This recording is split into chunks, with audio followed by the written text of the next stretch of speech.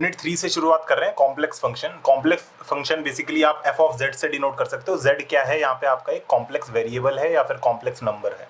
तो complex number वैसे आपने 11 12 वगैरह में भी पढ़ा है, जैसे a प्लस आयोटा बी। तो इसके अंदर a क्या है, बेसिकली एक नॉर्मल, जैसे z को आप लो 5 प्लस 4 आयोटा, ठीक है। तो इस तरीके से 5 तो आपका नॉर्मल एक नंबर है और आयोटा बेसिकली आपका इमेजिनरी पार्ट है इस पूरे नंबर का, इसी वजह से ये कॉम्प्लेक्स नंबर बन गए क्योंकि इसमें रियल पार्ट भी है और इमेजिनरी पार्ट भी है, ठीक है। तो ये आपका हो गया वेरिएबल या फिर आप इसको बोल लो कॉम्प्लेक्स नंबर बोल लो z को, और इसी को अगर हम फंक्शन में डाल देंगे तो फंक्शन बन जाएगा। वही टॉपिक का नाम है कॉम्प्लेक्स फंक्शन। तो कॉम्प्लेक्स फंक्शन को आगे जैसे हम रियल फंक्शन को करते हैं ना, जैसे एफ ऑफ जेड होता है, इसको हम डेरिवेट कर लेते हैं तो एफ डैश जेड बन जाता है। इंटीग्रेट भी कर सकते हैं इसी तरीके से। तो इन्हीं को, इसको भी इसी तरीके से हम इंटीग्रेशन डिफरेंशिएट वगैरह कर सकते हैं। वो हम आगे और जब हम डिटेल में पढ़ेंगे और इक्वेशंस वगैरह पढ़ेंगे, जैसे कॉची रीमैन है, वो सब पढ़ेंगे।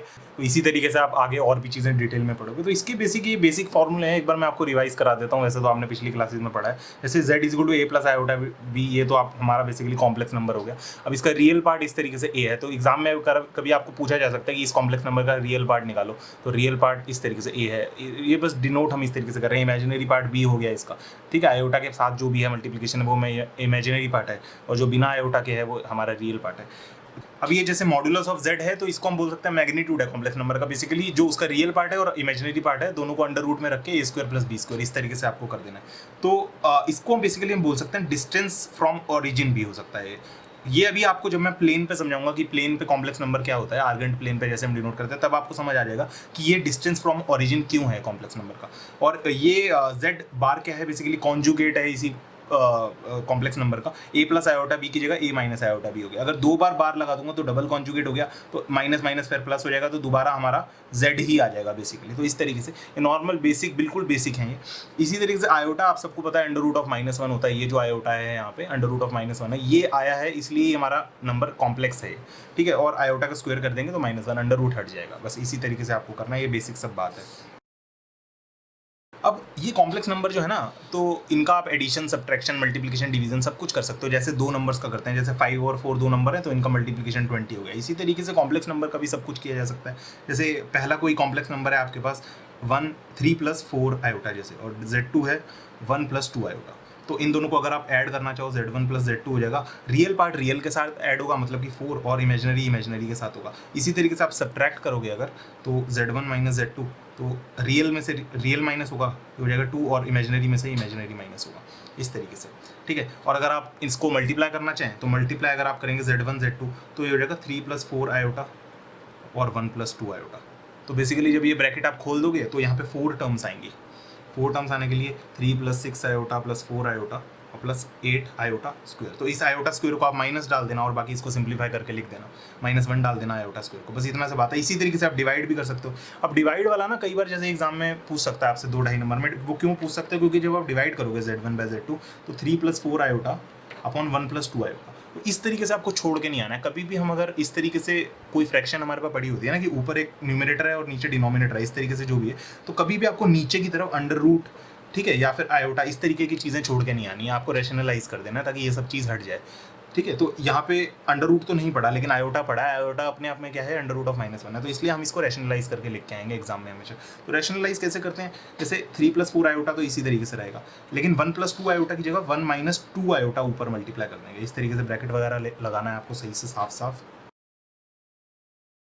तो इसी तरीके से अब आप नीचे जो डिनोमिनेटर है उसमें 1 प्लस 2 आयोटा तो हमारे पास था ही, और 1 माइनस 2 आयोटा से ऊपर नीचे मल्टीप्लाई डिवाइड कर दिया, तो उससे कोई दिक्कत होगी नहीं। क्यों किया माइनस ही, तो कि जब हम इस पर अब आइडेंटिटी लगाएंगे ना, वही वाली कि x square minus y square is equal to x minus y into x plus y, इस वजह से ही हमने ये करा है। तो अभी आप देखोगे जब ये स्क्वायर हो जाएगा, x square minus y square हो जाएगा, तो ये बेसिकली हो जाएगा 1 माइनस 4 आयोटा स्क्वायर, ठीक है।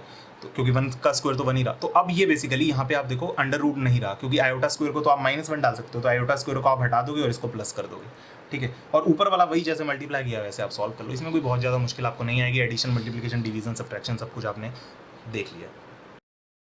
ठीक है। अब ये distance between two complex number, जैसे दो कॉम्प्लेक्स नंबर्स हैं उनके बीच का डिस्टेंस अगर निकालना हो तो z1 माइनस z2, यहाँ पे z1 आपका है x1 प्लस आयोटा y1 और z2 है x2 प्लस आयोटा y2। तो इसका डायरेक्ट फॉर्मूला है x2 माइनस x1 का whole square plus y2 minus y1 का होल स्क्वायर। ठीक है, रियल में से रियल माइनस किया, इमेजिनरी में से इमेजिनरी माइनस किया, अंडर रूट लगा दिया ऊपर। तो बिल्कुल बेसिक सा फॉर्मूला है। अब ये आर्गेंड प्लेन वाली बात जो मैंने आपको बताया था ना अभी ऊपर, कि ये modulus of z under root of a square plus b square को, इसको हम डिस्टेंस फ्रॉम ओरिजिन क्यों बोलते हैं, तो ये आपको आर्गेंड प्लेन से अब समझ आ जाएगा। तो आप जैसे नॉर्मल प्लेन बनाते हो ना इस तरीके से, ये तो रियल नंबर्स के लिए होता है, कॉम्प्लेक्स नंबर्स के लिए हमेशा हम आर्गेंड प्लेन बनाएंगे, ARGAND प्लेन। ठीक है, तो अब ये जैसे ये वाला कॉम्प्लेक्स नंबर आपको आर्गेंड प्लेन पे एक्सप्रेस करना है, तो कहीं पे भी आप कर दो x प्लस आयोटा y है, दोनों पॉजिटिव है तो फर्स्ट क्वाड्रेंट में आएगा, इस तरीके से जैसे नॉर्मल होता है वैसा ही है यहाँ पे।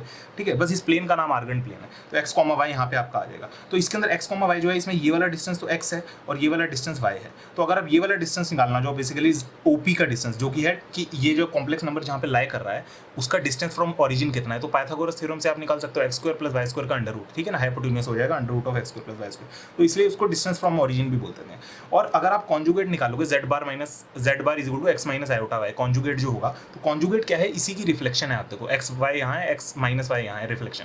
इसी तरीके से अगर यहाँ कोई नंबर होता तो उसका कॉन्जुगेट यहाँ होता, ये नंबर है तो इसका कॉन्जुगेट ही होगा। ठीक है ना, इस तरीके से रिफ्लेक्शन ऊपर नीचे हो जाती है। तो इससे कोई दिक्कत नहीं है, ये बेसिक सब कॉन्सेप्ट्स हैं, कोई ज़्यादा मुश्किल इसमें आएगी नहीं आपको। Distance between two complex numbers का ये फॉर्मूला है, इसको भी आप प्लेन से प्रूव कर सकते हो, लेकिन इतना प्रूफ वगैरह आपके कोर्स में कुछ है नहीं। नेक्स्ट है आपका polar form of complex number. ये बेसिकली एक दूसरे तरीके का रिप्रेजेंटेशन है आपके कॉम्प्लेक्स नंबर के लिए। जैसे अभी तक आप कॉम्प्लेक्स नंबर को कैसे रिप्रेजेंट कर रहे हो, एक्स प्लस आयोटा वाई, यहाँ पे आपका आर्गेंड प्लेन के ऊपर एक्स कॉमा वाई है। ठीक है, ये आपका कॉम्प्लेक्स नंबर है, ये एक पी पॉइंट पे पड़ा है। तो इसका जो मैग्नीट्यूड है बेसिकली डिस्टेंस फ्रॉम ओरिजिन, या फिर इस तरीके से आप अगर लिख लो मॉडुलस z, तो ये है आपका कि r, यहाँ पे r, तो बेसिकली हमने उसको मान लिया r, और ये जो डिस्टेंस बना रहा है OP, जो आपका डिस्टेंस बना रहा है पॉजिटिव x एक्सिस के साथ, उसको हमने मान लिया थीटा।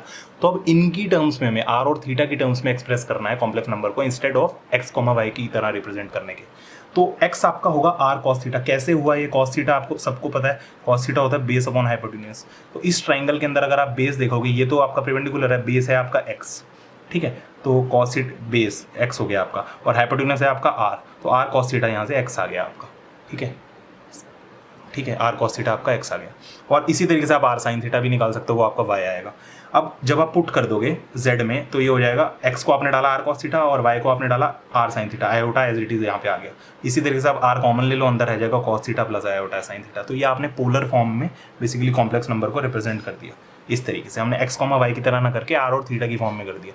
r और थीटा बेसिकली x, y पे ही डिपेंडेंट है ना। x, y से आप पता लगा सकते हो r क्या है, थीटा क्या है, क्योंकि जिस पॉइंट पे होगा उसी के हिसाब से आपको पता चल जाएगा कितना उसका डिस्टेंस फ्रॉम ओरिजिन है और कितना वो एंगल बना रहा होगा। तो ये सारी चीज़ें बेसिकली है, बस x, y की फॉर्म में ना करके हमने कितना डिस्टेंस है और क्या एंगल बना रहा है उसकी फॉर्म में रिप्रेजेंट कर दिया। इसका नाम पड़ गया पोलर फॉर्म। और अगर आप मॉडुलस ऑफ z निकालना चाहें तो ये r के ही इक्वल होगी, क्योंकि यहाँ से आप देख सकते हैं डिस्टेंस फ्रॉम ओरिजिन r के ही इक्वल है, तो ज़्यादा कन्फ्यूज होने की आपको जरूरत नहीं है। थीटा आपका tan inverse y by x होगा। कैसे, इन दोनों को आप डिवाइड कर दो, तो sin theta by cos theta आपका हो गया tan थीटा। ठीक है, और r से r तो कट गया जब आपने डिवाइड किया RHS को, और LHS को जब आपने डिवाइड किया तो ये हो गया y बाय x।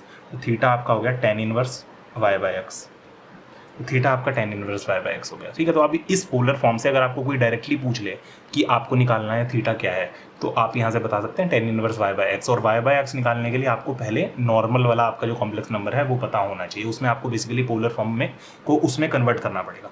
ठीक है, तो इस तरीके से आपका है। और मॉडुलस जो है आपका वो तो आपको पता ही चल गया कि r के इक्वल है। जो आपका थीटा है ना, इसको आर्गुमेंट भी बोलते हैं, एम्पलीट्यूड ऑफ z भी बोलते हैं। ठीक है, तो इस सब चीज़ में आपको कंफ्यूज नहीं होना, ये सब अलग अलग नाम हो सकते हैं एक ही चीज़ के। Theta is equal to theta plus 2n pi. अब थीटा क्या है बेसिकली, फॉर एग्जांपल अगर आपका थीटा 0 आ गया, ठीक है, और 0 प्लस 2n पाई आ गया, ठीक है, 0 प्लस 2, अब n को आप डालते जाओ, n को सबसे पहले आपने 1 डाला तो 2 पाई रहा, n को 2 डालोगे तो 0 प्लस 4 पाई हो जाएगा, 0 प्लस 4 पाई हो जाएगा। इसी तरीके से जब n को 3 डालोगे 0 प्लस 6 पाई हो जाएगा। ठीक है ना, यहाँ पे आप डाल के देख सकते हो, n को सबसे पहले आपने 0 डाला, n को फिर 1 डाला, फिर 2 डाला, इन सब की वैल्यू सेम ही आएगी, कोई दिक्कत नहीं। क्योंकि आप देखेंगे, अगर आप बेसिकली आपको अगर ये वाला याद हो कि जिस तरीके से हम एंगल्स देखते थे इस सर्कल में, तो 0 पे आप थे तो 0 जो भी वैल्यू आनी थी उसकी आ गई। उसके बाद इस तरीके से आप घूम के 2 पाई के बाद अगर घूम के आएंगे तो दोबारा आ जाएगी। तो कितनी भी बार घूम के आए इस पॉइंट पे वैल्यू हमेशा सेम रहेगी एंगल की। ये सब बेसिक सब बात है। ठीक है, तो theta is equal to theta plus 2n pi, मतलब थीटा की बहुत सारी वैल्यूज आ सकती हैं। जैसे अगर 60 डिग्री है तो 60 डिग्री को आप 360 डिग्री प्लस 60 भी लिख सकते हो। 2 पाई आपका कितना हो गया, 360 हो गया, क्योंकि पाई आपका 180 होता है, तो 2 पाई हमने प्लस कर दिया 60 में। तो थीटा की बहुत सारी वैल्यूज हो सकते हैं, लेकिन जो वैल्यू हमें चाहिए वो हमें चाहिए प्रिंसिपल वैल्यू।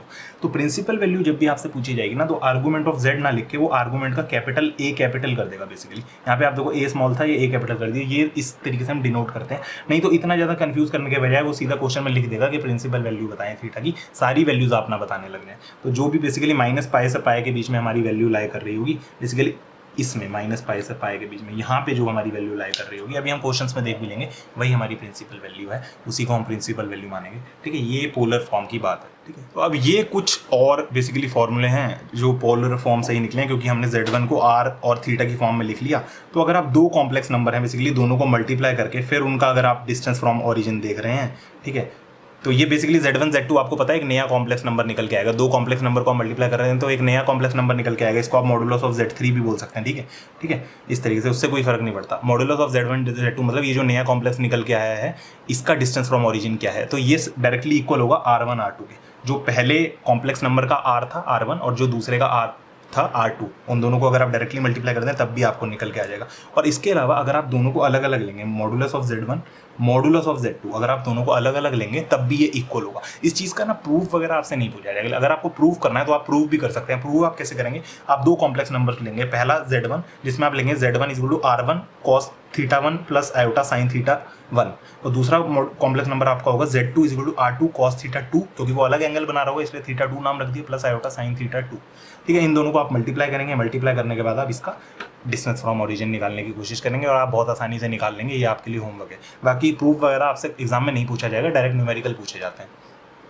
इसी तरीके से अगर दो कॉम्प्लेक्स नंबर्स मल्टीप्लाई हो गए हैं और उनका आर्गूमेंट आपको निकालना है, तो उसका आर्गूमेंट किसके इक्वल होगा, थीटा 1 जो कि पहले का आर्गूमेंट है प्लस थीटा 2 जो कि दूसरे का आर्गूमेंट है प्लस 2n पाई, क्योंकि 2n पाई से मैंने आपको बताया कोई फर्क नहीं पड़ता एंगल पे। ठीक है, अगर प्रिंसिपल वैल्यू पूछी जाए तो फिर आप कोशिश करें माइनस पाई से पाई के बीच में आप निकाल दें। अगर आपको थोड़ा सेफ साइड होना है तो आप 2n पाई लिख के आ जाएं, कोई ज़्यादा कोई समस्या आपको आएगी नहीं। इसी तरीके से अगर दो कॉम्प्लेक्स नंबर डिवाइड हो रहे हैं तो उनका जो बेसिकली अगर आप उनका निकालना चाहते हैं डिस्टेंस फ्रॉम ओरिजिन, तो वो भी हो जाएगा r1 बाय r2 इस तरीके से। ठीक है, दो कॉम्प्लेक्स नंबर डिवाइड हो रहे हैं, उनका डिस्टेंस फ्रॉम ओरिजिन क्या हो जाएगा, r1 बाय r2। r1 पहले का था डिस्टेंस और r2 दूसरे का डिस्टेंस था। इस तरीके से ग्राफ से भी आप समझ सकते हैं। तो ये, और इसको आप अलग अलग भी कर सकते हैं। बेसिकली इसको पूरे पे ना लगा के हमने अलग अलग लगा दिया कि पहले इसका निकाल लो फिर नीचे वाले का निकाल लो। ये तीनों चीज़ें आपस में इक्वल हैं, ऊपर भी ऐसे ही था मल्टीप्लिकेशन में। और दोनों का अगर आर्गूमेंट आपको निकालना हो, z मतलब दोनों बेसिकली डिवाइड हो रहे हैं और फिर जो आ रहा है कॉम्प्लेक्स नंबर उसका आर्गूमेंट अगर निकालना है तो theta 1 minus theta 2 plus 2n पाई। ठीक है, यहाँ प्लस था यहाँ माइनस हो गया, मल्टीप्लिकेशन के अंदर यहाँ प्लस रहेगा यहाँ माइनस रहेगा। 2n पाई बेसिकली हमने बताया है कि थीटा की मल्टीपल वैल्यूज हो सकती हैं, जो आर्गूमेंट आ रहे हैं इसकी मल्टीपल वैल्यूज हो सकती हैं।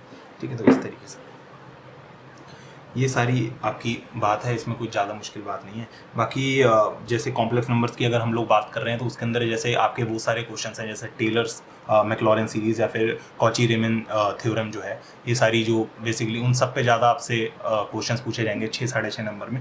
कॉम्प्लेक्स नंबर के और जो क्वेश्चंस हैं जैसे इन सब बेसिक बातों पे, ये सब 6 साढ़े 6 नंबर में क्योंकि पूछे नहीं जा सकते हैं, क्योंकि उतनी वेटेज नहीं है तो आपसे नहीं पूछे जाएंगे। ठीक है, जैसा कि पिछले ईयर्स का पैटर्न है। तो जो आगे आपकी जो वीडियोज़ होंगी जैसे उनमें जो भी फॉर्मूले होंगे अलग अलग थ्योरम्स के, ठीक है, आइडेंटिटीज जो भी होंगी उन सबको आपको याद करना है। और इसके अलावा आपको वीडियो अच्छा लगे तो वीडियो को लाइक कर दें, चैनल को सब्सक्राइब कर दें। Thank you so much.